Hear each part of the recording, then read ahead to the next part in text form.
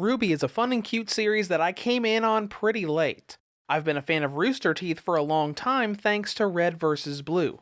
I knew of Team RWBY from the internet and seeing them in BlazBlue Cross Tag Battle. But it wasn't until I did a lengthy replay of Red vs. Blue on Verve that I decided to start watching through Rooster Teeth's animated series, and I really liked it. Now, the gaming slice of RWBY has always been a little lacking, but Team RWBY has finally returned to handhelds in pretty much their only dedicated console game. Originally a fan project, here is my review of RWBY Grimm Eclipse for the Nintendo Switch. When it comes to the plot, Grimm Eclipse is a canonical story that takes place between volumes 2 and 3 of the series. Team RWBY is sent on a mission to investigate a security issue that leads to a much bigger problem with new types of Grimm showing up. The team continues their investigation, wanting to find out how these new Grimm came to be and who is behind it. Despite being canonical to the series and having the show's voice actors coming back to reprise their roles, story is probably the weakest part of Grimm Eclipse. The ideas and story aren't bad, but their execution definitely is. Many of the VAs rush through their lines, and Team RWBY don't really comment on much in the dialogue you're given. They give short little statements and quips that feel more like random dialogue than being a big part of the story. When it comes to gameplay, Grimm Eclipse is a third-person action game with co-op and team elements thrown into the mix.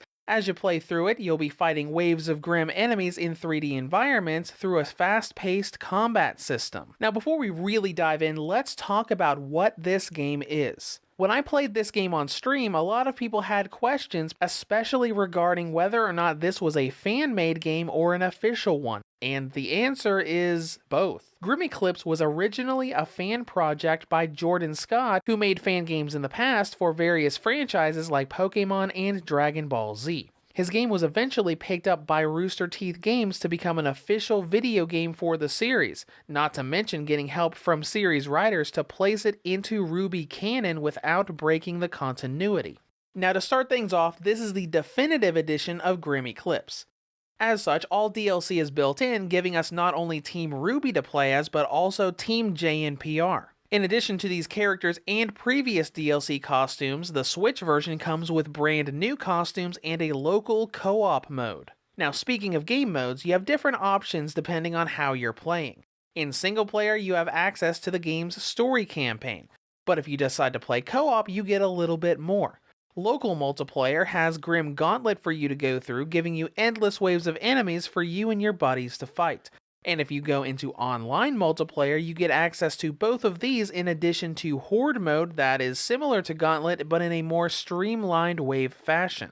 But no matter what you do, when you dive into the game, you choose a character and costume and are thrown into a 3D level to explore and fight off Grimm enemies. These levels are pretty linear overall, offering a side path here and there for collectibles, but are more or less a straight path. Your goal is to reach the end of the level, fighting off enemies along the way. Speaking of, enemies popping in is what makes the game fun. There are different types of Grimm enemies you fight as you play, and the combat system takes a lot from Muso or Warriors games like Dynasty Warriors. Each character has combos that combine light and heavy attacks, and you can string these together with the ranged attack each person has to find a good flow and style to fight each type of enemy. You've also got just a little bit of depth with building up ultimate attacks and gaining experience to level up. Leveling gives you skill points that can be used to change up and upgrade a lot of your stats, like how quickly health regenerates or how big of an AoE effect your character's ultimate has. This starts out pretty mindless and flashy like many Muso games, but the larger enemies do require a bit more strategy and precision. They won't get stunned by normal attacks and require dodging and reaction-based commands to lower their guard so you can actually damage them. Think of it like a quick time event, but you only have a split second to do it. Early on, I really liked this part of the game because everything was flashy and colorful, it looked really cool, and some of those enemies had me testing around different characters to see how everyone played. But unfortunately, the game gets repetitive very quickly. Grimm Eclipse introduces a few enemy types here and there, but once you get past the first few stages, you stop seeing new enemies and start seeing powered up versions of the few enemies you're already familiar with. Tying this with a heavy amount of defend this against waves of enemies or fight this number of enemy waves until the door opens segments really gives you a feeling of just doing the same thing over and over again. Though I also think it doesn't help that the story bits are all small dialogue pieces you get as you do gameplay, so there's really no disconnect from that repetitive grind. Don't get me wrong though, the combat is fun and I enjoyed it. For something that was originally a fan project, it isn't bad at all. I just wish there was more to do than walking around and fighting off X waves of enemies over and over again. Speaking of that repetition, let's talk about content and length.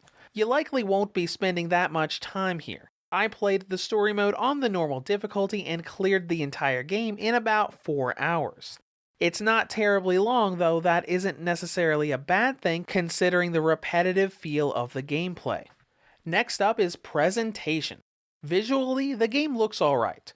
The models for the characters and Grimm look colorful and pretty good, though the environments definitely have a lack of detail. This can be somewhat forgiven with this being a fan project and with how well the game performs. Grimm Eclipse runs at a buttery smooth 60 frames per second both in docked and handheld modes. I was pretty surprised and impressed that a fast-paced action game like this runs so smooth and flawless. The last one I remember having performance like this was the Bloody Bunny game.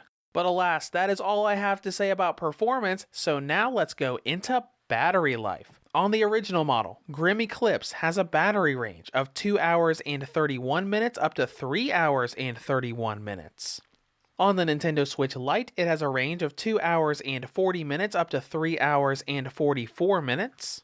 And on the Redboxer V2 2019 model, it has a range of 5 hours and 10 minutes up to 7 hours and 14 minutes. In conclusion, RWBY's dedicated console game is now available on the go. The game itself is flashy, fun, and hearing the returning voice actors is really nice. But unfortunately, the game suffers from repetition, a really big lack in variety of what you can do, and a feeling of separation when it comes to the story. Seeing Ruby Rose swinging her scythe around is a lot of fun, but this is definitely something for hardcore fans of the series and not many others. Reviews to Go rates RWBY Grimm Eclipse for the Nintendo Switch a 6.5 out of 10. If you have any comments or questions, feel free to leave them below. Thank you for watching and have a great day.